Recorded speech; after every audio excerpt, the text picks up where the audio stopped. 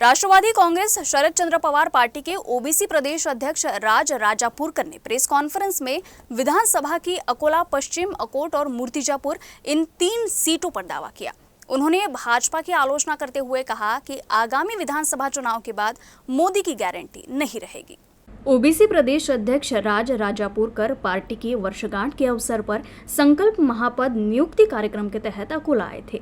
Press conference में जिला अध्यक्ष संग्राम गावंडे, महासचिव आनंद वानखड़े, ओबीसी विभाग जिला अध्यक्ष विष्णुदास घोईघाट व अन्य उपस्थित थे। इस दौरान राज राजापुरकर ने कहा कि मराठा ओबीसी आरक्षण विवाद और अन्य घटनाएं वर्तमान में सामाजिक एकता को खतरे में डाल रही है।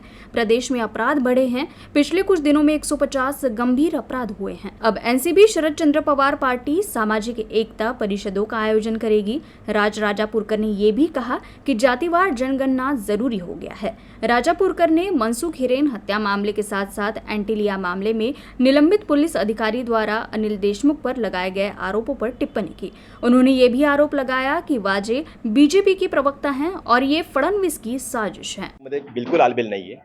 देवेंद्र फडणवीसांना सत्तेचा लोभ होता, पुन्हा मुख्यमंत्री होण्याची त्यांना त्या ठिकाणी इच्छा होती, मनशा होती। पण आता मला असं कळलेलं आहे की देवेंद्र फडणवीस यांना त्यांच्याच पक्षातून हकलपट्टी करून राष्ट्रीय अध्यक्ष म्हणून त्या ठिकाणी राष्ट्रीय पातळीवर पाठवण्याची त्या ठिकाणी दिल्लीकडे पाठवण्याची त्या ठिकाणी चाहूल लागलेली आहे।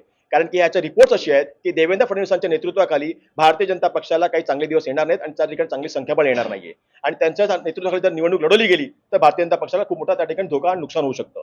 यासाठी देवेंद्रजींना राष्ट्रपतींनी दिल्लीकडे त्या ठिकाणी अध्यक्ष बनवून पाठवण्याची त्या ठिकाणी चाहूल लागलेली आहे आणि महाराष्ट्रामध्ये भारतीय जनता पक्षाची निवडणूक ही दुसऱ्या एका नेतृत्वाच्या खाली त्या ठिकाणी लढण्याची त्या ठिकाणी संकेत दिसतात आणि ह्याच्या पाठीमागे एकनाथ शिंदे जे राज्याचे मुख्यमंत्री आहेत त्यांचा कुठे त्याच्यामध्ये पुढाकार आहे, इनिशिएटिव्ह असं दिसतंय, कारण की त्यांना पुन्हा मुख्यमंत्री होण्याची त्यांना इच्छा आहे। पण आता महाविकास आघाडीचं जे हे आलेलं आहे, सर्वे आलेलं, त्या अनुषंगाने मला संग्राम असं वाटतं की त्या ठिकाणी मोठ्या प्रमाणामध्ये महाविकास आघाडीला त्याची संख्याबळ आहे। त्यामुळे येणाऱ्या काळामध्ये शिवफुले आंबेडकरांचे विचारांचं सरकार दिसेल।